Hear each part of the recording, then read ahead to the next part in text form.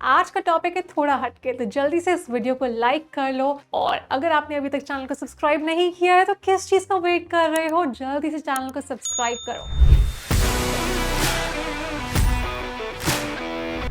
तो चलिए शुरू करते हैं। सोचो कि कल आपका फ्रेंड डेट पर जा रहा होगा, आप क्रश से मिलेगा तो ड्रेसअप तो अच्छे से करके जाएगा ही ना।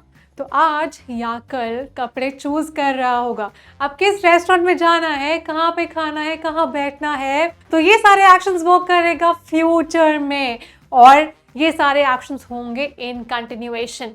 तो आज हम बात करेंगे फ्यूचर कंटिन्यूअस टेंस की। इसको हम फ्यूचर प्रोग्रेसिव टेंस भी बोलते हैं, तो कंफ्यूज बिल्कुल मत होना। लास्ट क्लास में हमने बात करी थी सिंपल फ्यूचर टेंस की। बहुत सिंपल है, कोई भी इवेंट जो फ्यूचर में होगा, जो पास्ट में नहीं हो नहीं चुका, अभी नहीं चल रहा, लेकिन फ्यूचर में होगा। तो कल मुझे इंटरव्यू के लिए जाना है, तो मैं कल इंटरव्यू दे रही होंगी।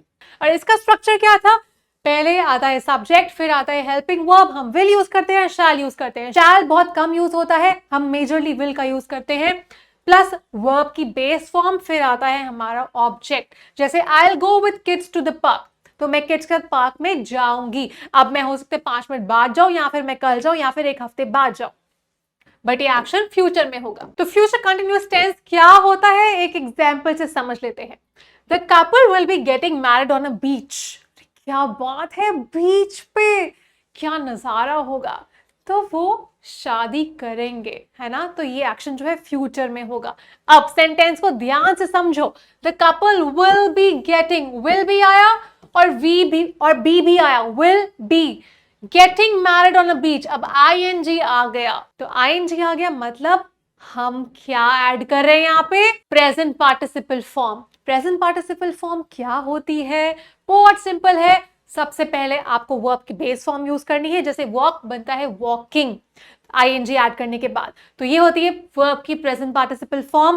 पहले आप ऐड करेंगे वर्ब की बेस फॉर्म, उसको लिखेंगे, फिर उसमें आप ऐड करेंगे आईएनजी। तो the couple will be getting married on a beach. तो ये जो मैरिज का प्रोसीजर है, ये प्रोसेस बहुत लंबा होता है, तो ये चलता रहेगा कुछ देर के लिए, कंटिन्यूएशन में रहेगा, प्रोग्रेसिव रहेगा। तो स्ट्रक्चर क्या है? सबसे पहले आता है हमारा सब्जेक्ट। हमारा हेल्पिंग वर्ब जो हम यूज करते हैं वो है विल।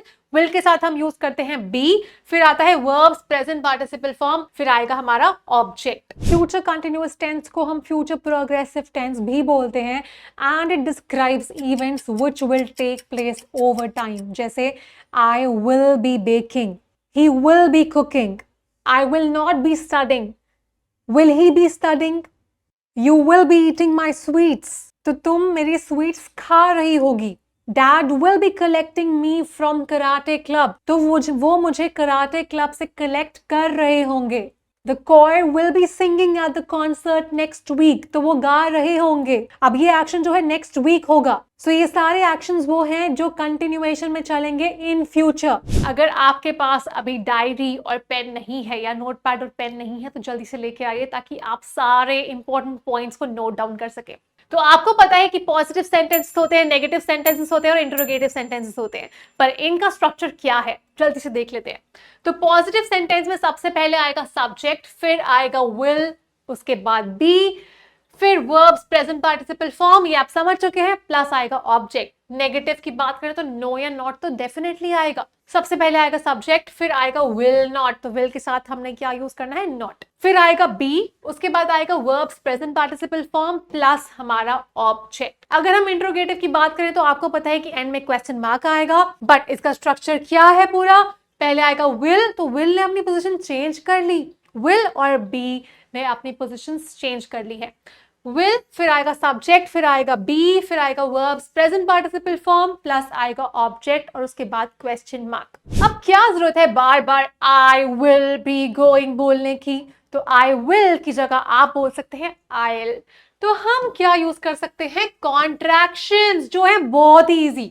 तो आई विल, अब आपको क्या करना है? पहले आपने लिखना है आई, फिर आएगा अपॉस्ट्रोफी और यहां से डबल एल उठा लेना और यहां लिख लेना है, तो क्या हो जाएगा? आइल। ऐसे ही she will, नहीं, क्या जरूरत है she will बोलने की, she will लिखने की, बोलो she'll। तो आपको साउंड करना है थोड़ा स्टाइलिश। अगर आप व्हाट्सएप मैसेज लिख रहे हो, अपने फ्रेंड से बात कर रहे हो, so try to use these contractions.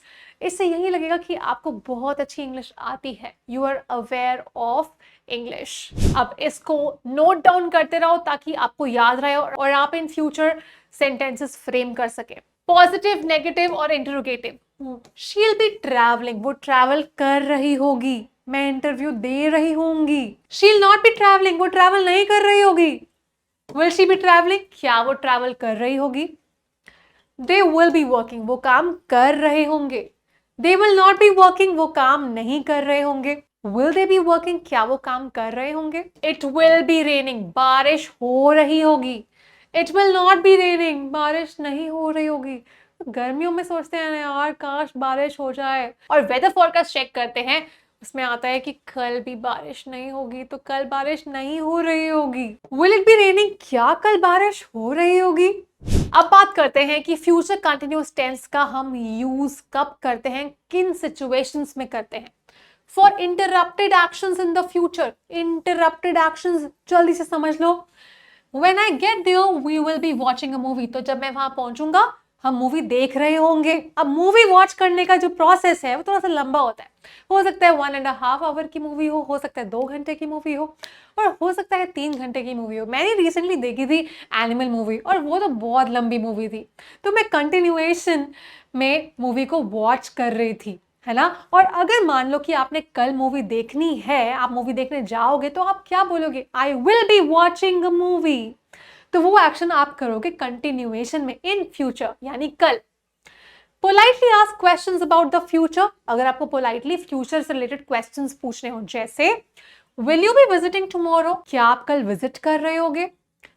A specific time as an interruption in the future. I will be studying tomorrow till noon. मम्मा आज तो नहीं पढ़ रही मैं, लेकिन कल पता है मैं सुबह से लेके नून तक पढ़ूंगी, इतने घंटे में पढ़ूंगी। मम्मा खुश, बट आज के लिए खुश नहीं हुई ना वो। तो मेक श्योर कि आप जो भी सीख रहे हो आप उसको नोट डाउन कर लो। तो कल नून तक मैं पढ़ती ही रहूंगी, तो ये एक्शन मैं करूंगी कल इन कंटिन्यूएशन। अगर आपको एक्सप्रेस करने हैं अपनी इंटेंशंस फॉर द फ्यूचर, जैसे I will be appearing for an exam next week. अब आप एग्जाम के लिए अपियर करोगे, नेक्स्ट वीक करोगे, आप एग्जाम दे रहे होगे, आप एग्जाम के लिए अपियर कर रहे होगे in the future.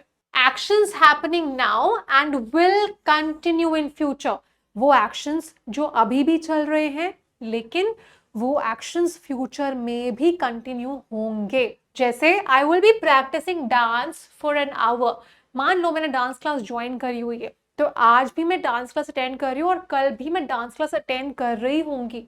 A parallel action और a series of parallel actions, जैसे दिस टाइम टुमारो, इस समय मतलब 2 बजे, we will be travelling and enjoying our trip. तो कल तो हम जा रहे हैं शिमला, और इस समय हम एंजॉय कर रहे होंगे, हम व्यू देख रहे होंगे, हम ट्रैवल कर रहे होंगे।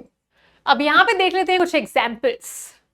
पता है मैंने ना बहुत दिन से रील पोस्ट नहीं करी है, तो मैं ऐसा करती हूँ, मैं कल रील पोस्ट करूंगी। यहाँ पे मैं एक सेंटेंस लिख सकती हूँ, या मैं बोल सकती हूँ आई will B posting a reel tomorrow. तो कल मैं रील पोस्ट कर रही होंगी।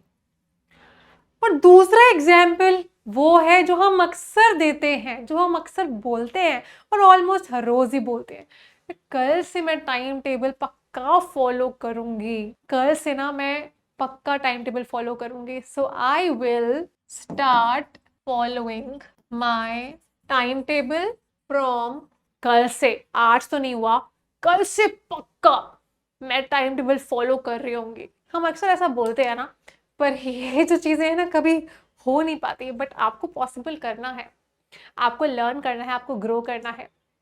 आई होप आपका कॉन्सेप्ट क्लियर हो गया है। फिर से रिवाइज कर लेते हैं। फ्यूचर कंटिन्यूअस टेंस में हम हेल्पिंग वर्ब यूज करते हैं विल के साथ हम यूज करते हैं बी, तो विल प्लस बी। और इसमें हम यूज करते हैं वर्ब की प्रेजेंट पार्टिसिपल फॉर्म, मतलब बेस फॉर्म में हम ऐड करते हैं ING। वो होती है हमारी प्रेजेंट पार्टिसिपल फॉर्म। तो कंटिन्यूएशन में अगर एक्शन चलेगा तो आपको आईएनजी ऐड करना पड़ेगा। तो कोई भी एक्शन जो फ्यूचर में होगा और जब वो फ्यूचर में स्टार्ट होगा तो वो कंटिन्यूएशन में चलेगा, कुछ ड्यूरेशन के लिए कंटिन्यूएशन में चलेगा।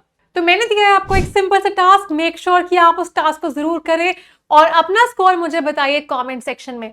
इस वीडियो को लाइक जरूर करें और कमेंट करें। अगर आपके कुछ डाउट्स हैं तो प्लीज अपने डाउट्स को कमेंट्स में लिखिए ताकि हम आपकी ज्यादा से ज्यादा हेल्प कर सके। और मुझे आपके लाइक्स देख के बहुत अच्छा लगता है। Make sure you subscribe to the channel. अगर आपने इंस्टाग्राम चैनल को अभी तक सब्सक्राइब नहीं किया है तो प्लीज हमारे इंस्टाग्राम चैनल को सब्सक्राइब करिए। और मैं आपसे मिलूंगी अपनी नेक्स्ट वीडियो में। Till then stay connected, keep learning, keep growing and happy learning.